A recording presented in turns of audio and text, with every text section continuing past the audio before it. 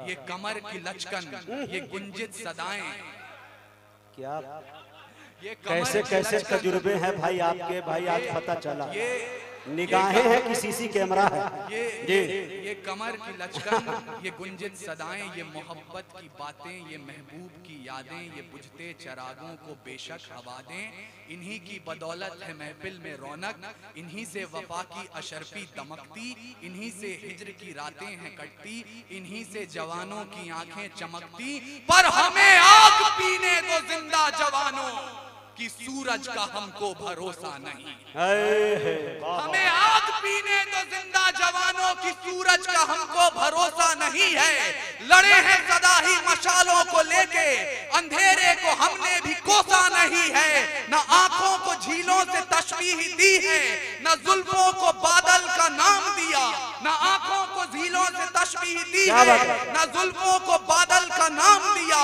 न होठों को उनके है चंदा कहा, न रातों की हाथों को जाम दिया। जवानों के हाथों की उल्टी तड़प को शमशीर ही दी है, गुलाब नहीं। उनके नहाने के बाद भी पानी को पानी कहा है, शराब नहीं।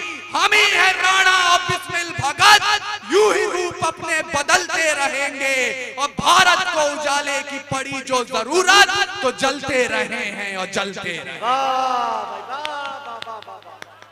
हम ही है राणा और बिस्मिल भगत, यूं ही रूप अपने बदलते रहेंगे।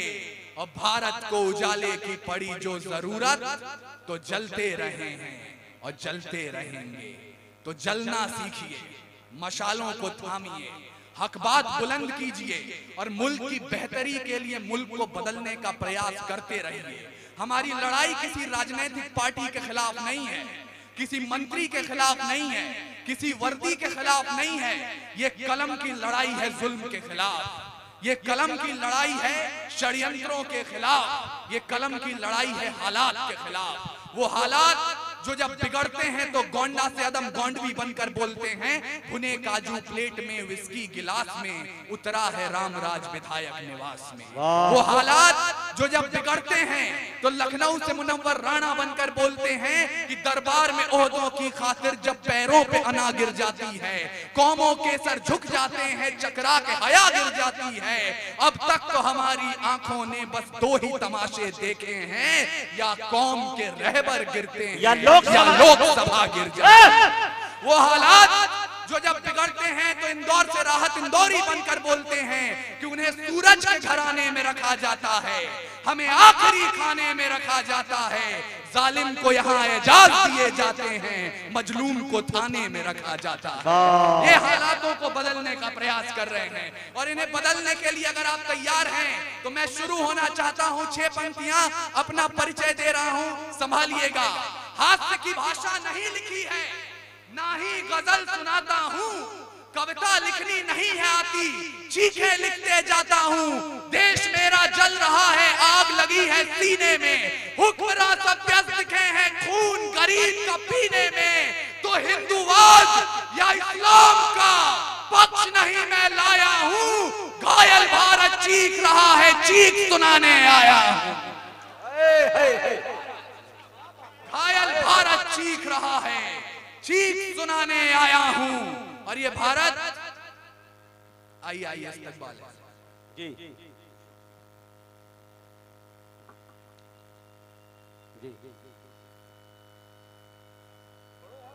पढ़े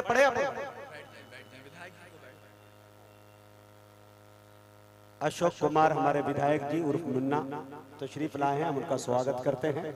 माशाल्लाह तमाम हमारे चीफ गेस्ट वगैरह तशरीफ ला चुके हैं। तमाम ही लोगों का कमेटी की तरफ से हम इस्तकबाल करते हैं।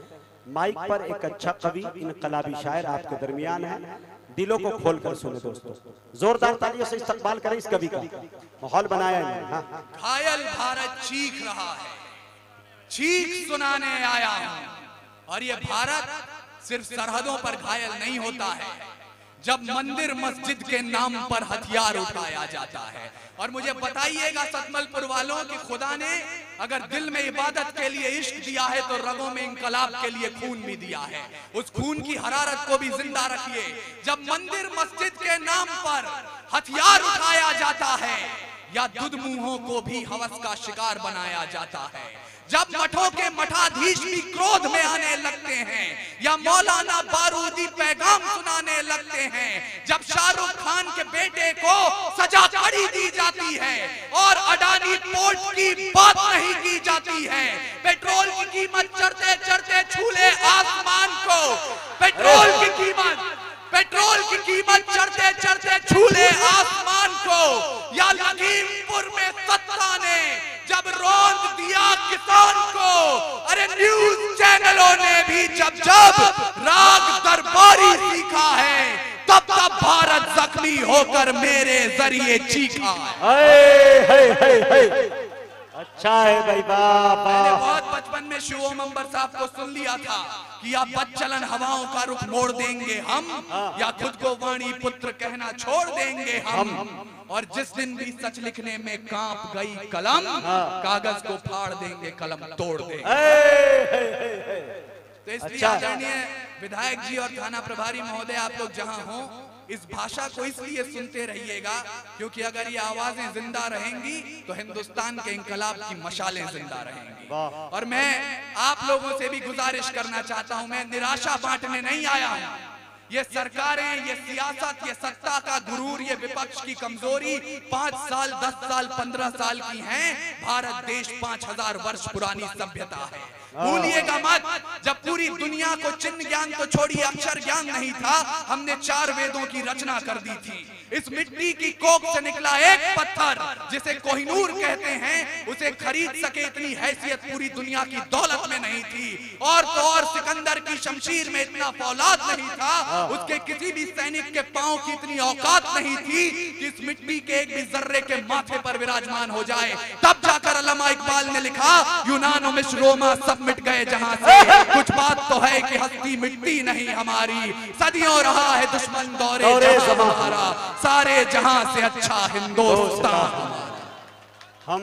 और आपको सोचना होगा, आपको समझना होगा कि वो क्या बात है। कुछ बात तो है कि हस्ती मिट्टी नहीं हमारी। वो क्या बात है कि पिछले 900 सालों में शक, हूर, तुर्क, तातार, कुषाण, यवन, चंगेज, पठान, मंगोल, मुगल, डच, फ्रांसीसी, पुर्तगाली और अंग्रेज आकर चले गए, हिंदुस्तान अभी भी जिंदा है। वो कारण मैं आपको बता रहा हूं। आप दुनिया भर के साहित्य पढ़ लीजिए, जिस धर्म ने, जिस सभ्यता ने उन पर हुकूमत किए, साहित्य को उसका रंग दे दिया, उसकी भाषा दे दी। अकेले हिंदुस्तान का साहित्य कहता है कि मंदिर में दाना चुगकर चिड़िया मस्जिद में पानी पीती थी। मैंने सुना है राधा की चुनरी सलमा बेगम सीती थी।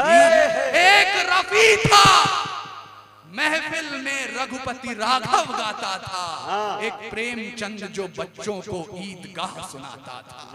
वो हिंदुस्तान देखना चाहते हैं हम, लेकिन हमारी जवानियों को आज लगता है कि आधी रात को नाइट क्लब में हाथ में बियर की बोतल लेकर ठुमके लगाना जवानी का मतलब है।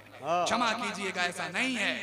खुदी राम ने खुददारी से हंसकर जिसका दान दिया, भगत सिंह ने चूमा फंदा और जिसे कुर्बान किया, आगोश में जिसके सुभाष से निकले लश्कर हिंद बनाया था, फतेह सिंह और जोरावर ने दहलीज में जिसे ठुकराया था, संघर्षों में बुनियाद बनी जो आजादी के बोल की, सुलग रही थी गर्भनाल में शेखर के पिस्तौल की, और खिल रही थी रोम रोम में अशफाकुल्लाह खान के, वही जवानी दौड़ रही है खून में हिंदुस्तान। क्या बात है, बहुत अच्छे भाई। वही जवानी दौड़ रही है खून में हिंदुस्तान के। लेकिन इस जवानी में कलकत्ते में जो होते हुए देखा है, इसने मणिपुर में जो होते हुए देखा है, आप बच्चों को लाख अहिंसा पढ़ा लीजिए, प्रत्यक्ष क्या है मैं बता रहा हूं। बाज का खतरा सदा रहा है चिड़ियों की मुस्कानों पर। क्या बात है। इस बात को रेखांकित कीजिएगा, लाख अहिंसा का पाठ पढ़ाएं आप, पर बाज का खतरा सदा रहा है चिड़ियों की मुस्कानों पर, और दीपक भारी नहीं पड़े हैं आंधी और तूफानों पर। क्या बात। आज तलक तो भेड़ियों ने प्रीत के गीत नहीं गाए, घोर अमावस की रातों से जुगनू जीत नहीं पाए। अरे ताप सूर्य का ताल ठोक कर सुबह की ओस से जीता है, सिर्फ कहानी किस्सों में कछुआ खरगोश से जीता है। बिन परवाज के चिड़िया पर तनिक नहीं इतराती है, हाथ जोड़कर मधुमक्खी भी छत्ता नहीं बचाती है, और अंबर की नपाई जैसे पंखों से की जाती है, शहद के छत्ते की रक्षा भी डंकों से की जाती है। इसलिए डंक मारना भी सीखिए। सुने जवानी बिहार की भी, दोनों मुट्ठी भींच के राह रोकिए तूफानों की तलवारों को खींच के। अरे परिवर्तन का नया उजाला केवल मशाल ही लाएंगे, और चिराग जलाकर इनकलाब ना आए हैं ना आएंगे। आप सबके बड़े और हमारे भी आदरणीय रजा साहब यहाँ आ गए। उन्हें मैंने देखा तो उनकी कही एक बात मुझे याद आई। आज जब मैं उनके साथ बैठा था तो उन्होंने फरमाया कि आज उंगलियां उठा दी जाती हैं एक कौम पर, और कह दिया जाता है कि ये कौम उस पार चली जाए। बैठ जाइए, बैठ जाइए, बिहार है, सब चलते रहता है, बैठ जाइए, बैठ जाइए चाचा, बैठ जाए भाई। कमेटी के सारे लोग मौजूद हैं यहाँ, मुशायरा सुनने की कोशिश करें जी।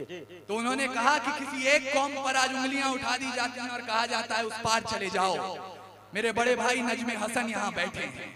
हम ये संघर्ष उस समय से कर रहे हैं जब इसका शुरुआती दौर था। आज ये पौधा पनप कर पेड़ हो गया, और कहा जाता है कि उस पार चले जाओ, कोई एक कौम हिंदुस्तान से प्यार नहीं करती। तो रजा साहब का कहा हुआ वाक्य है, मैं यहाँ कोट कर रहा हूँ। उन्होंने कहा कि आप तो वंदे मातरम बोलते हैं, भारत माता की जय बोलते हैं, चले जाते हैं, सिर्फ जुबान से बोलते हैं, लेकिन एक सच्चा मुसलमान जो 5 वक्त की नमाज पढ़ता है, जब नमाज पढ़ने के बाद अपना माथा मादरे वतन की मिट्टी से छुआ देता है तो हर बार वंदे मातरम बोलता है। वाह क्या बात। और मेरी रगों में एक हिंदू माँ का खून बह रहा है।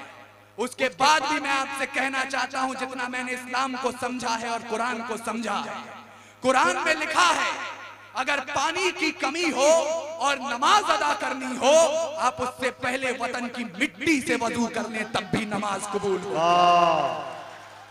क्या बात। और ये आजादी का इतिहास है। इतिहास के पन्ने पलट के देखिएगा, जब जलियांवाला बाग में जनरल डायर ने गोली चलाने का आदेश दे दिया तो उनसे पूछा गया क्यों चलवाई थी गोली। बोले पठान भाग रहे थे इसलिए गोली चलानी पड़ गई। तब अब्दुल गफ्फार खान ने खड़े होकर कहा था कि अगर गोरी सरकार एक भी पठान की पीठ पे गोली दिखा दे तो मुसलमान उसी समय आजादी के संग्राम से पीछे हट जाएंगे। पूरे 5 दिनों तक पोस्टमार्टम चला, 76 पठानों की लाश मिली और 76 के 76 ने गोली अपने सीने पर खाई। और मैं इसलिए बोल रहा हूं क्योंकि ये इस मंच का काम है जोड़ना, तोड़ना खादी का काम होगा, मंच का काम है जोड़ना। और मैं अपने बड़ों से सुनते आया हूं, कविता और शायरी कभी भी सियासत का समर्थन नहीं करती है। जिस दिन शायरी सत्ता के समर्थन में उतर आती है उस दिन या तो सरकार गिरती है या शायरी मरती है। हमें दोनों में से कोई काम नहीं करना है। और मुझे माफ करेंगे, लेकिन अगर कोई बैठे हो तो अपने बड़ों तक ये बात पहुंचाइएगा कि हमारे मुल्क में मुसलमानों की पहचान अजमल कसाब से नहीं होती जो ताज होटल में घुसकर 166 लोगों को मौत के घाट उतार दे। हमारे देश में मुसलमानों की पहचान होती है तो कब्रिस्तान के उन खुददार रखवालों से जो बंबई कब्रिस्तान के गेट पर खड़े हो गए और बोले मर जाएंगे लेकिन इस नापाक जिस्म को अपने कब्रिस्तान में दफन नहीं होने देंगे। वाह वाह वाह वाह वाह, अच्छा है। मैं 4 पंक्तियां आपके समक्ष रख रहा हूं और इन 4 लाइनों पर भूल जाइएगा आप हिंदू मुसलमान सिख ईसाई हैं, भूल जाइएगा आप भाजपा सपा राजद से कोई रिश्ता रखते हैं। सिर्फ भारत माँ के बेटे और भारत माँ की वीरांगनाएं सुने और मुझे बताएं, ये संकल्प लीजिए, आज सतमलपुर की मिट्टी को अपनी मुट्ठियों में उठाकर कसम लीजिए कि रावण नहीं हम पलने देंगे साधुओं के वेश में। ये भाषा पूर्व विक्रम शाह की है, मुझे कहने में कोई संकोच नहीं, चाहे आसाराम हो या राम रहीम। रावण नहीं हम पलने देंगे साधुओं के वेश में, और अफजल नहीं पनप सकते हैं अब्दुल कलाम के देश में। फौलादी हिंदुस्तान है ये, दुर्योधन की जांग नहीं और भगत सिंह की मिट्टी पर खालिस्तान की मांग नहीं। इतिहास पृष्ठ पर लिखे गए जो फिर वो पाप नहीं होंगे। 17 बार मोहम्मद गोरी हरगिज माफ नहीं होंगे। रण विजय के बाद भी रण के वस्त्र नहीं अब छोड़ेंगे। कली फतेह के बाद अशोक शस्त्र नहीं अब छोड़ेंगे। 57 के जीत की डोली झांसी रोकी जाएगी। अब के बार भगत सिंह की फांसी रोकी जाएगी और हिंदू हो के मुस्लिम उनके शीश नहीं कटने देंगे। कसम तिरंगे की हमको फिर देश नहीं पटने देंगे।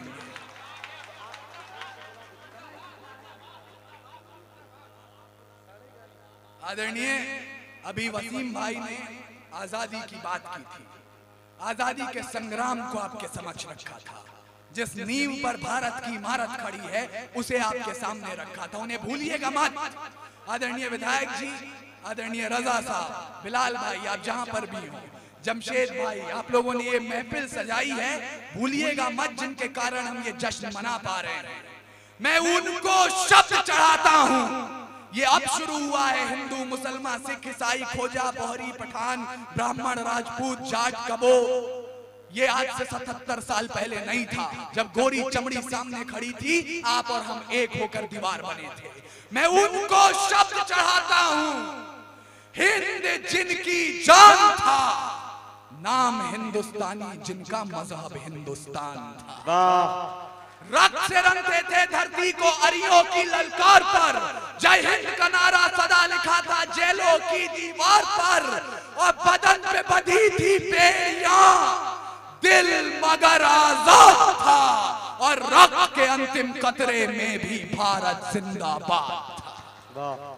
हम वहां से देश को यहां पर लेकर आए और आज भी कह दिया जाता है, दे दी हमें आजादी बिना खड्ग बिना ढाल, साबरमती के संत तूने कर दिया कमाल। मुझे क्षमा करेंगे, भारत छोड़ो का नारा, इंकलाब जिंदाबाद का नारा सिर्फ कागज और कलम से नहीं हुआ था। सिर्फ चरखा काटने से आजादी नहीं मिली थी। अरे गुलाम निराश इतिहास को तब शौर्य की झंकार मिली। तात्या की तलवार के संग जब झांसी की तलवार मिली। वीर कुंवर सिंह और नाना साहब की शमशीर ब्रिटिश पर भारी थी। बहादुर शाह को तख्त नशी करने की तैयारी थी। तभी छुरा धंसा पीठ में और बगावत हार गई।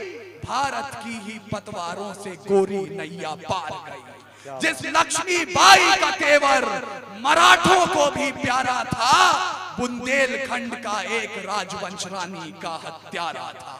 और मैं ये इसलिए बोल रहा हूं क्योंकि आज के फर्जी राष्ट्रवादियों को यह सोचना होगा कि जिस राष्ट्रवाद के नाम पर आप तलवारें और झंडे उठा लेते हैं, 1857 में महारानी झांसी का कत्ल जिस खानदान ने किया, उसके चिराग को आज आपने केंद्र में मंत्री बनाकर बिठाया हुआ है। सांप जब तक आस्तीनों के न मारे जाएंगे, और ये सच बोलने का हौसला दीजिए मुझे कि सांप जब तक आस्तीनों के न मारे जाएंगे, हौसला कितना भी हो, हम जंग हारे जाएंगे। और दुश्मनों के संग तो हम फिर करेंगे फैसले, पहले घर के जाहिलों के सर उतारे जाएंगे। दुश्मनों के संग तो हम फिर करेंगे फैसले, पहले घर के जाहिलों के सर उतारे जाएंगे। और मैंने बहादुर शाह जफर की बात की। जब बहादुर शाह जफर रंगूर में नजरबंद थे, अंग्रेजों के एक चापलूस ने उन्हें 2 पंक्तियां लिखी और सुनाई।